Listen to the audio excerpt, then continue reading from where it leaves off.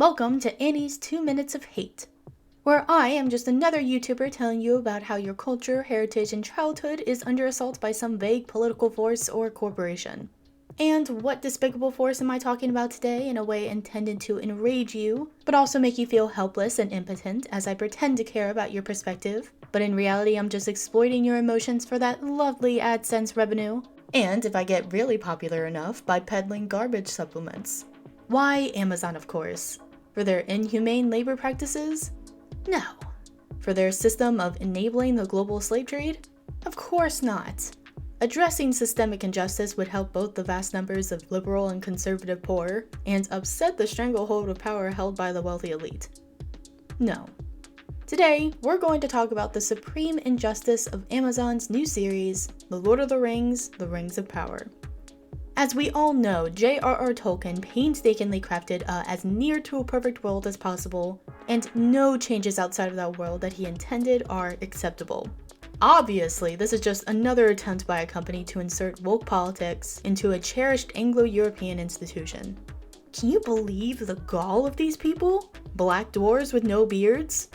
A militant Galadriel that doesn't passively stay at home in Lothlorien? Hobbits in the Second Age? Society should never change, and neither should our cherished texts and traditions. Alright, that is about as long as I could go. I didn't make it 2 minutes.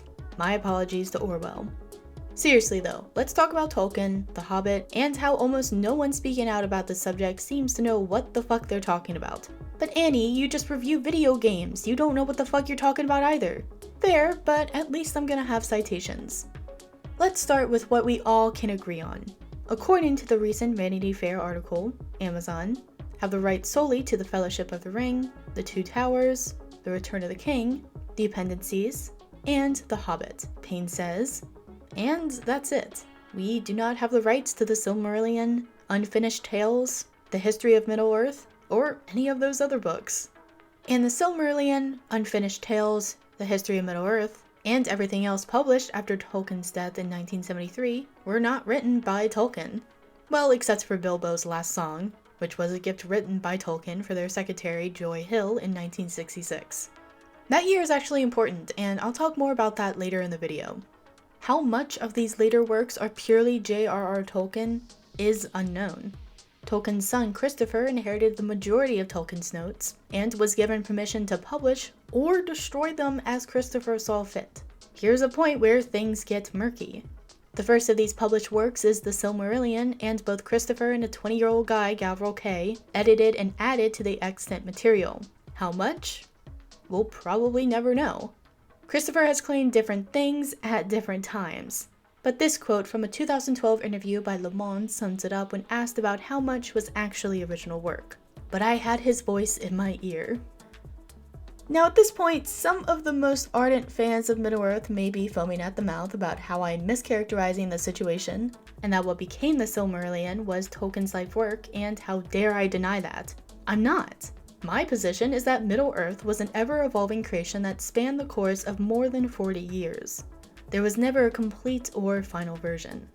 Christopher changed and added to this mythos, and so did Peter Jackson, and so will Amazon, and whoever comes next after that. Here's what Christopher had to say about Jackson's interpretation from the same Le Monde interview. They gutted the book, making it an action movie for 15 to 25-year-olds, regrets Christopher, and it seems that The Hobbit will be of the same ilk. The reality for Christopher and the rest of us is that any content that you love and value will eventually be owned and controlled by someone who will alter it in a way you disagree with. Because if corporations like Disney and AT&T continue to alter their laws, copyright protections will be extended until they will never expire. So let's look specifically at The Hobbit, and many of the changes that occurred since writing began sometime in the 1930s. Why are we not sure? Because once again, we are dealing with a lot of conflicting claims and remembrances from interviews spanning an almost 40-year period. Fortunately, in 2007, a 2-volume work containing Tolkien's unpublished drafts of The Hobbit was published, giving us access to how Middle-earth was actually created. In it, we are given a specific timeline of events that shows that Tolkien had a habit of altering and retconning content. There's this narrative that J.R.R. Tolkien began work on The Lord of the Rings and the Silmarillion before World War I. And while there is a kernel of truth to that, The vast majority of Middle-earth was created after The Hobbit, so The Hobbit had to be modified to fit the newer and larger mythos of The Lord of the Rings. Many people know that the original 1937 version of The Hobbit had Gollum and Bilbo part ways amicably, and it wasn't changed until 1951, 14 years after the original publication. It was actually one of the many changes in that edition, and people get upset about Han shooting second. Now, there is some dispute about if Tolkien intended the change to be published, as the overarching retcon for The Hobbit was that it was Bilbo's tale, and that because of the corruption of the ring, there are many inconsistencies in Bilbo's story. There was also a plan to include a much darker version of The Hobbit in the 1966 publication, but Tolkien eventually abandoned those changes. The original manuscript of The Hobbit was about Gandalf the Dwarf and Bloodorth and the Wizard. There were no rings of power, no Maya, and no Sauron. There weren't even any elves in Mirkwood, they were gnomes. The Middle-earth of the 1930s is almost unrecognizable when compared to the Middle-earth of the 1950s, and we know that Tolkien was responsible for both. Then, when you add in Christopher Tolkien's works in the 4 main movies, 1977, 2012, 2013, and 2014, there are so many additional changes and inconsistencies. My apologies for not including the 1985 Russian film, The Fabulous Journey of Mr. Bilbo Baggins, The Hobbit, Across the Wild Land, Through the Dark Forest, Beyond the Misty Mountains, There and Back Again. So who decides which changes are acceptable? I think most people agree that Peter Jackson's Lord of the Rings movies were a net positive to the popularity and mythos of Middle-earth, even if Christopher Tolkien disapproved of them. And I'm not even going to go into the whole removal of the Scouring of the Shire from the movies, because that would literally be a whole other video given the scholarship surrounding that part of the books. Like, it is probably the most important part of The Lord of the Rings, and I guess it wasn't in whatever SparkNotes version Peter Jackson actually read. I mean, I'm pretty sure Jackson watched the 1978 film, but then I have no idea what happened to give us that Hobbit movie trilogy fever dream. This is the problem with any beloved franchise. The creators die, are cancelled, or betrayed by their apprentice Darth Kennedy, and we're left with wanting more. That void is seemingly increasingly filled by corporations and questionable fanfiction like Harry Potter and the Cursed Child. I mean, could you imagine how awesome it would have been if George R.R. Martin had lived to finish Game of Thrones? Sadly, we'll never know. I'm not saying that I think this series is going to be good or not. What I'm saying is that even bad things can contribute in positive ways. The Star Wars Holiday Special gave us Boba Fett.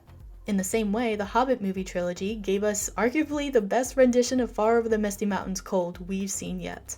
Like seriously, in every version of the book, each of the dwarves, except for Owen, brought a freaking musical instrument to play in Bilbo's house. But somehow we get an a cappella version of the song.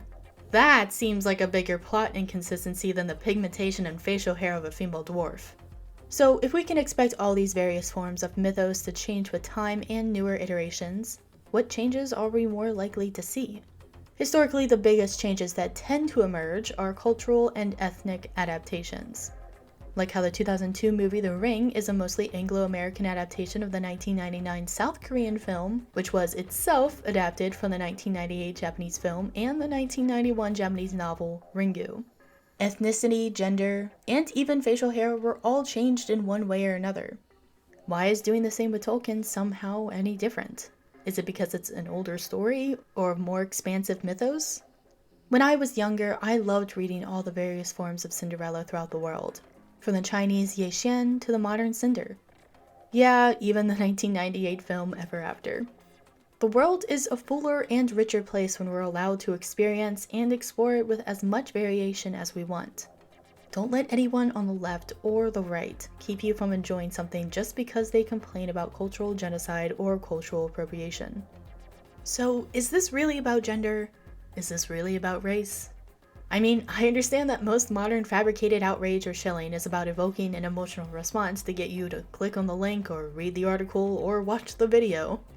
If Middle-earth is supposed to be a fairy tale reflection of England and parts of Europe, isn't it okay to update the ethnic makeup of that fairy tale to better reflect new demographics?